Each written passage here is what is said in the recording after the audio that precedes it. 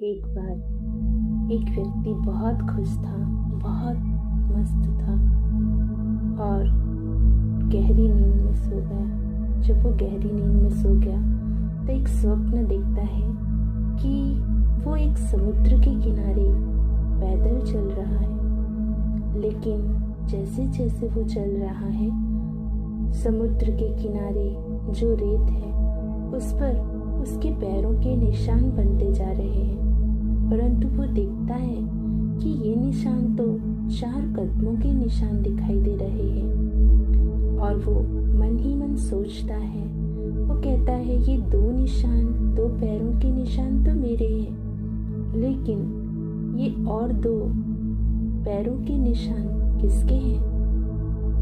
उसके विचार आते ही उसे आवाज आती है ईश्वर की कि बच्चे, मैं तुम्हारे साथ तुम्हारी उंगली पकड़कर साथ साथ चल रहा हूँ, इसलिए 2 पैरों के निशान तुम्हारे और 2 पैरों के निशान मेरे। वो व्यक्ति बहुत खुश होता है, इतना खुश होता है कि ईश्वर मेरी उंगली थाम कर चल रहे हैं। मेरे जैसा भाग्यवान, मेरे जैसा भाग्यशाली तो कोई भी नहीं।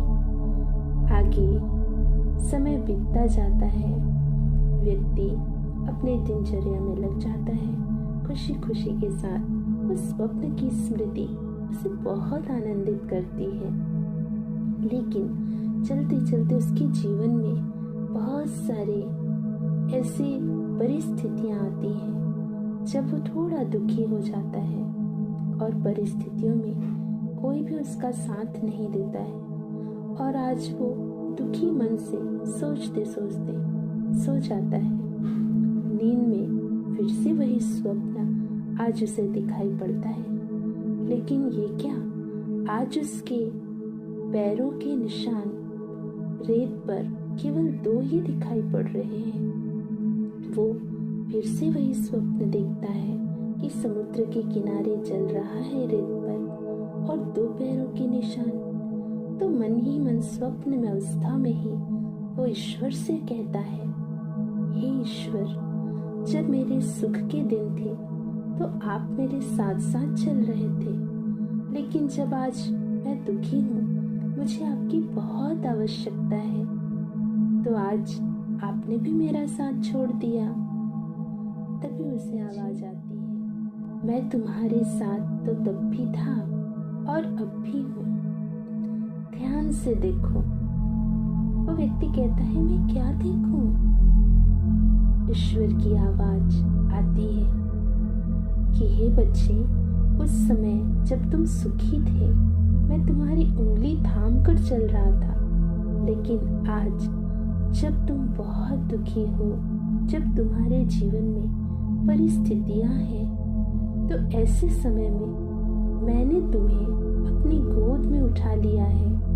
तो ये जो 2 पैरों के निशान तुम्हें दिखाई दे रहे हैं, ये तुम्हारे नहीं हैं, लेकिन ये मेरे हैं, क्योंकि मैंने तो तुम्हें अपनी गोद में उठा लिया है। इसलिए तुम निश्चिंत रहो, बेफिक्र रहो, क्योंकि मैंने तुम्हारे सारे बोझ ले लिए हैं। वो व्यक्ति बहुत खुश होता है और मन ही मन ईश्वर का शुक्राना करता है, धन्यवाद देता है। हाँ, कभी कभी जीवन की छोटी छोटी परिस्थितियों में या कोई बड़ी परिस्थिति में हम बहुत घबरा जाते हैं और सोचते हैं कि सब मेरा साथ नहीं देते, ईश्वर भी नहीं। लेकिन नहीं, हम भूल जाते हैं कि ईश्वर ने तो हमें अपनी गोद में उठा लिया है और कुछ ही पलों के बाद जैसे घने बादल छट जाते हैं, ऐसी वो परिस्थितियां भी कुछ ही पलों के पश्चात तुरंत हमसे विदाई ले लेंगी। तो हमेशा अपना विश्वास, अपनी आस्था, अपनी दृढ़ता बना कर रखें, स्वयं पर भी विश्वास रखें और उस सर्वोच्च सत्ता ईश्वर पर भी विश्वास रखें, क्योंकि वो हमारे साथ साथ हमेशा रहते हैं, हमें अपनी गोद में उठाकर चलते हैं। तो हमेशा आप खुश रहें, आनंदित रहें, सफल रहें और ईश्वर का शुक्राना करते रहें।